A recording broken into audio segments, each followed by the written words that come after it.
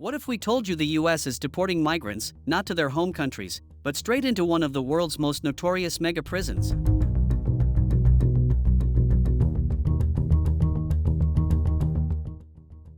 Deep in the rural heart of El Salvador sits Secot, a fortress-like facility built to house up to 40,000 prisoners. Known for its harsh conditions and tight surveillance, it's now become the new home for hundreds of Venezuelan migrants deported by the US. On March 15, the US deported over 260 people to El Salvador, most of them Venezuelan men. Over half were labeled as members of the feared Tren de Aragua gang. Despite many having no criminal convictions in the US officially, they were deported under the Alien Enemies Act, a law that dates back to 1798. He has agreed to accept for deportation any illegal alien in the United States who is a criminal from any nationality, be they MS-13 or Tren de Aragua, and house them in his jails. And third, he has offered to house in his jails dangerous American criminals in custody in our country, including those of U.S. citizenship and legal residence.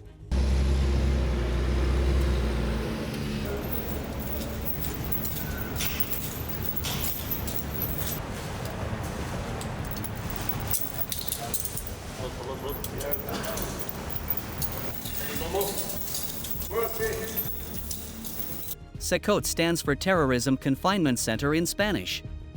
Opened in 2023 by President Nayib Bukele, the $115 million mega prison is a key piece of his war on gangs. Images from inside show inmates packed shoulder to shoulder, heads shaved, stripped of all contact with the outside world. There's no outdoor space. No family visits. Un grupo de personas que no conocemos, no sabemos quiénes son, no han tenido juicios, no han tenido condenas, han sido desaparecidos en el sector. Y no está claro bajo qué jurisdicción se va a procesar estos casos, qué juez tendrá la autoridad para emitir una condena o determinar la inocencia, qué jueces van a controlar y garantizar los derechos de estas personas mientras que están detenidos. En fin, el SECOT para estas personas es un agujero negro judicial donde sus derechos han sido totalmente anulados. Y vamos a lo mismo. O sea, nos dicen que son violadores de niños y niñas, son asesinos, son terroristas. Pero ¿quién dice? ¿Qué autoridad determinó eso? Over 6,000 human rights abuses have been reported since the crackdown began. Critics say prisoners live in inhumane conditions, with as little as 0.6 square meters of space each. The government denies the allegations.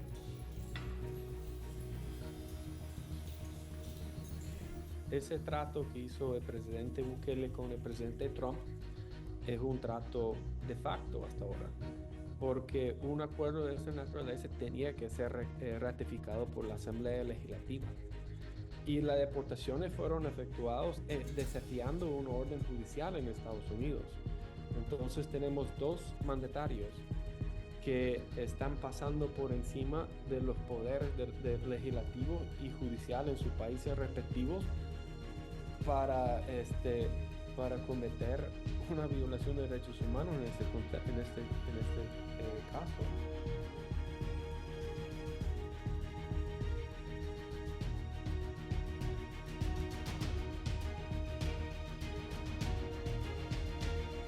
Y más temprano que tarde tienen que entregarlos y liberarlos porque están secuestrados.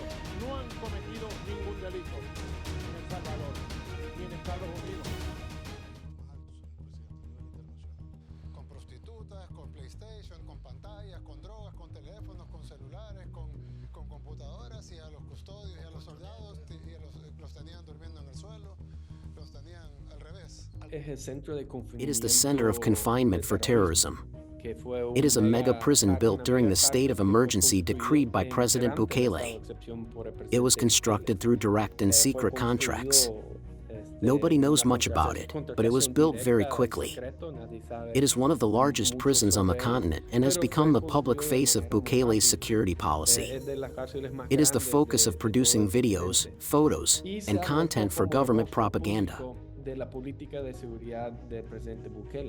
Es el foco de la producción de videos y fotos contenido de parte del gobierno y su propaganda. Tope la cabeza a la espalda, tope la cabeza a la espalda. Tápese, tápese, tápese.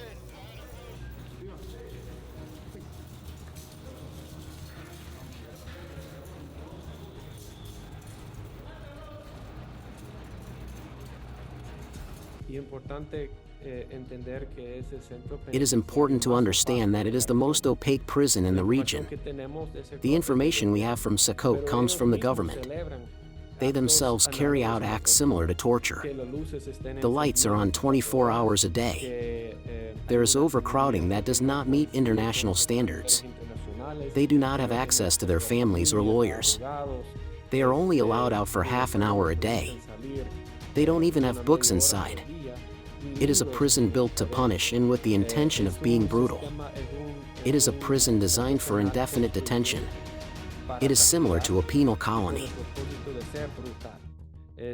Es un centro penal que está diseñado para una detención indefinido. Es más similar a una colonia penal.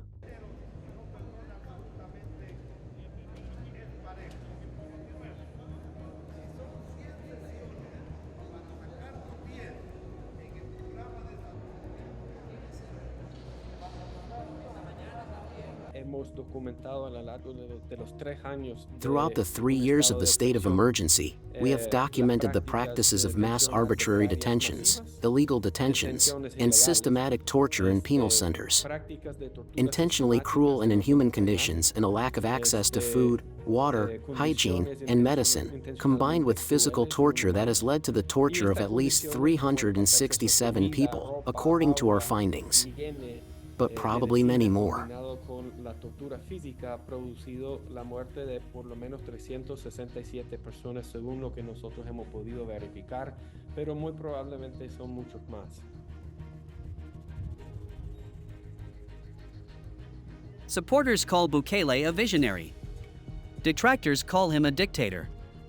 U.S. politicians and social media influencers have visited and praised the prison, while rights groups warn of torture, deaths in custody, and mass detentions without trial. Que tomamos la decisión de depurar el Ministerio Público, la Fiscalía, el órgano judicial y el sistema carcelario. Además, cambiamos las leyes para asegurarnos de que los terroristas no salieran de nuevo de la cárcel. Y fue en ese momento cuando comenzaron las condenas internacionales.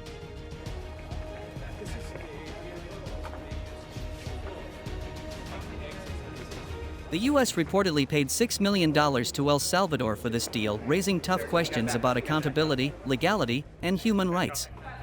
As Bukele promises these inmates will never leave on foot, the world watches to see just how far this prison-state experiment will go. You will be prosecuted, but know that this facility is one of the tools in our toolkit that we will use if you commit crimes against the American